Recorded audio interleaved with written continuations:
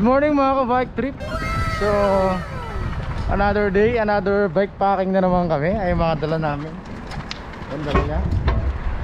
Pumunta kami ng ngayon, Calatagan, Batangas. So maghahanap kami ng camping dyan, ng beach camping site. Time check. Siguro mga 2:20 na ng madaling araw. Kasi kailangan makakit kami ng Tagaytay na medyo maaga pa para medyo hindi mainit. Pero umagain pa rin kami siguro kasi anong oras na So magkita-kita na lang tayo ulit pag maliwanag na. Time check, 7:06 na umaga. Hindi pa rin kami easy lang. Ang hirap pumadyak talaga pag walang practice. Ito kasi kami kaya nakapagod pero natitiis pa naman. Pero malayo pa kami kasi parang mga 140 kilometers yung simula sa amin hanggang Calatagan. Mula Malabon hanggang Calatagan. Tapos alam ko yung rotonda na 70 kilometer pa lang simula sa amin ulit. So may kalahati pa kami. Sana wala nang ahon sa Calatagan. Pagka minimal na lang. Meron man konti-konti lang para makarating sila ng maaga. Kahit mga tanghali okay lang. Yun! Nawakas sa karoon ng Luzon kahit paano. Ano?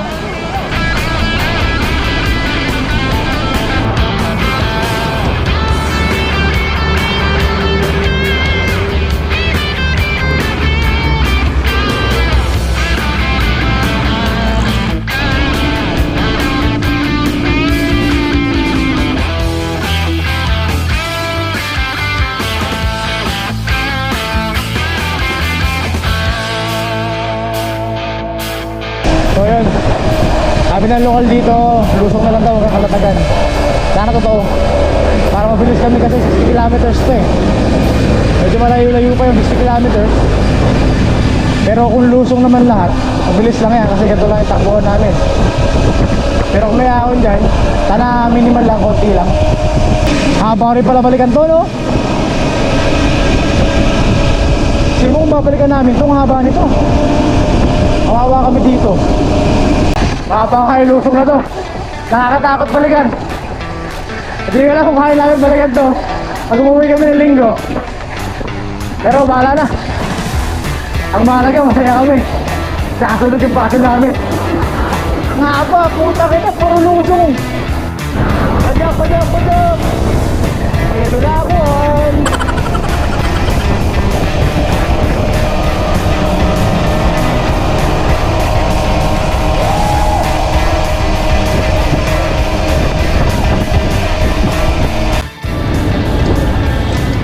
Toy, I love toy.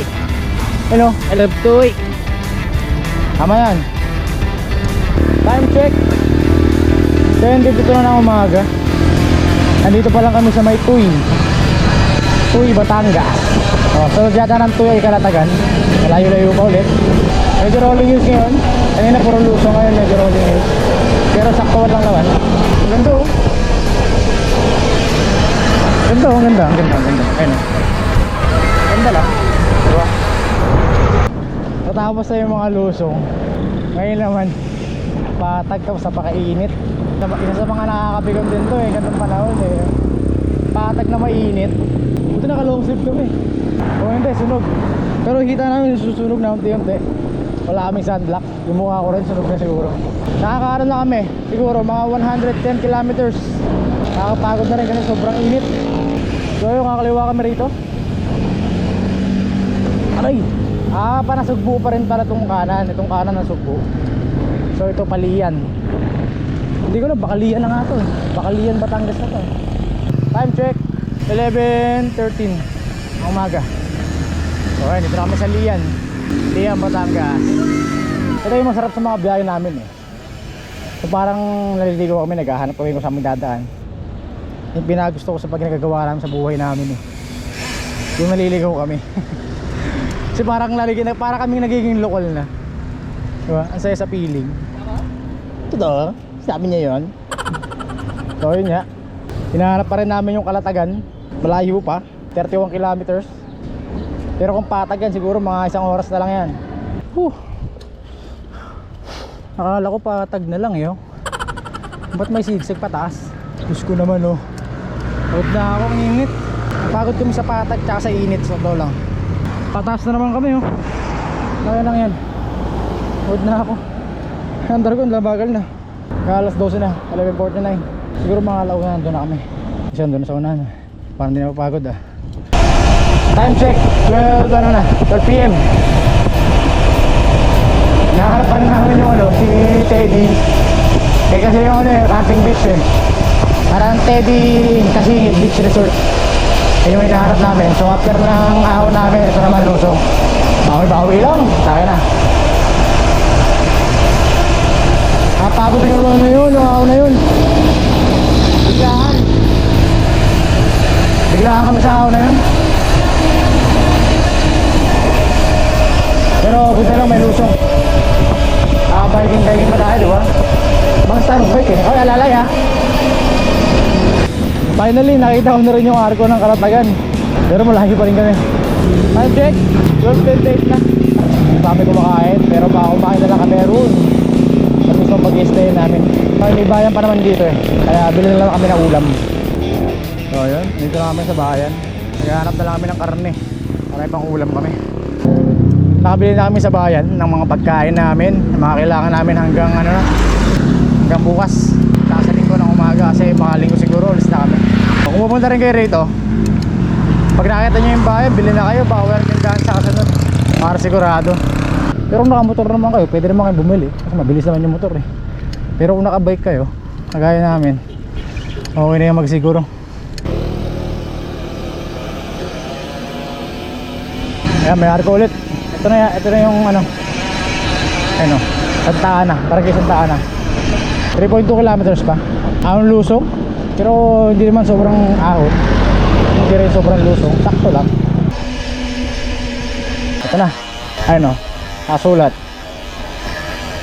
Pwede ka isip. 400 meters, you will arrive at your destination. Meron pa itang ano, may checkpoint. May checkpoint dito. 400 meters, you will Ayan sila, arrive at your may checkpoint destination. dito. Malabon po. Let's go. So, andito na tayo sa may ano, daanan papuntang Teddy Kaisi.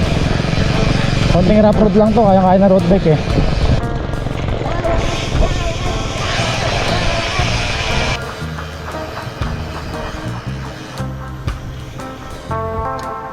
Kaisi.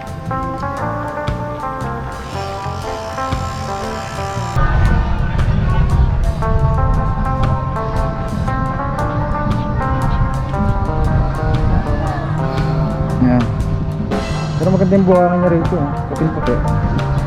Kaya naglo-low tide siya. Pero okay lang.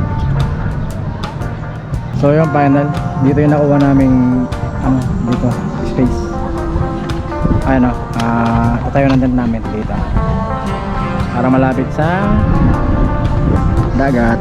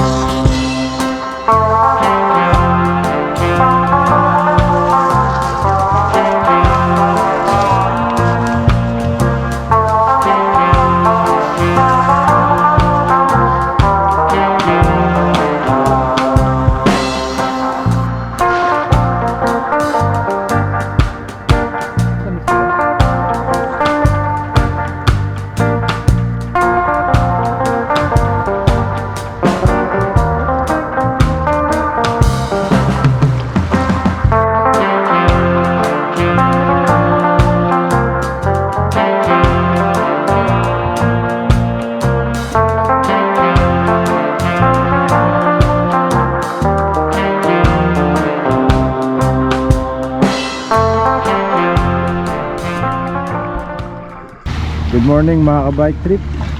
So agahan naman ang aming inaasikaso. Ayan, Aldo, sarap po. Hanggang bukas pa kami rito. Yung mga umagalis na kami kasi di namin alam kung magkabay kayo babalik o makakahanap kami ng bus sa Kayan.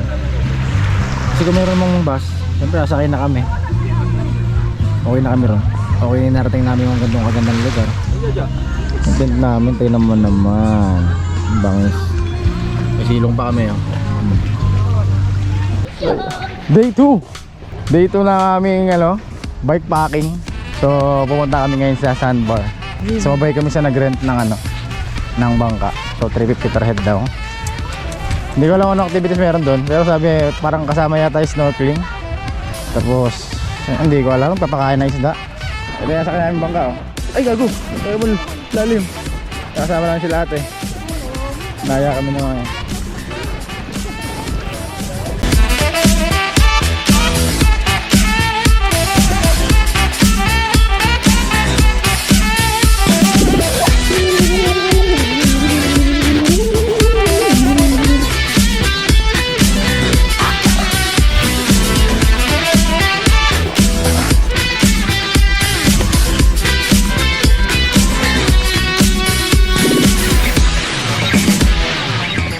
A few moments later.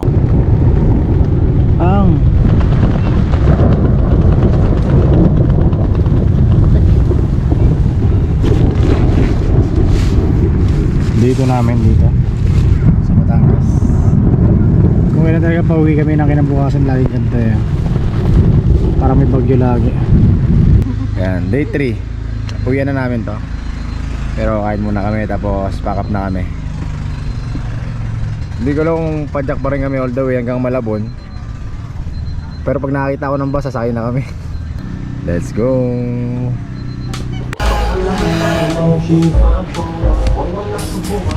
Time check 10:09 na ng umaga. So pauwi na kami ng Malabon.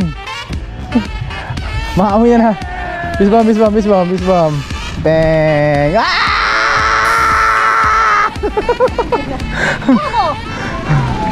So yun nga, hindi ko alam kung makakita kami ng bus terminal.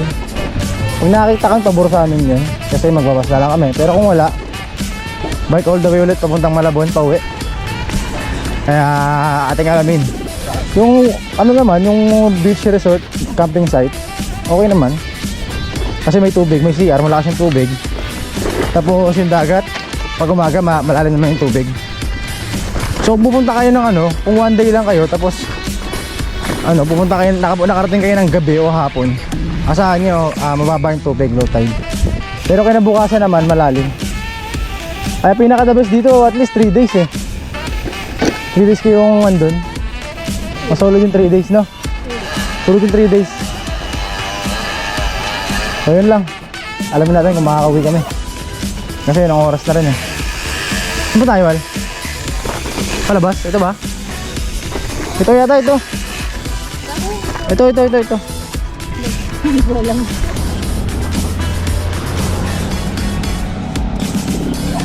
Success. Nakasakay kami ng bus Al.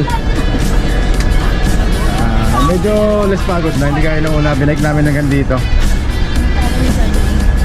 Ayan eh. Kasi pag binike natin, taka na baka madaling araw na naman tayo makauwi eh, no? Layo eh. Kaya tama lang nakakasakay kami ng bus pa uwi. Bukas pasok na naman, trabaho na naman. Balik sa realidad. Alipin ng salapina naman tayo. So yun lang, paalam.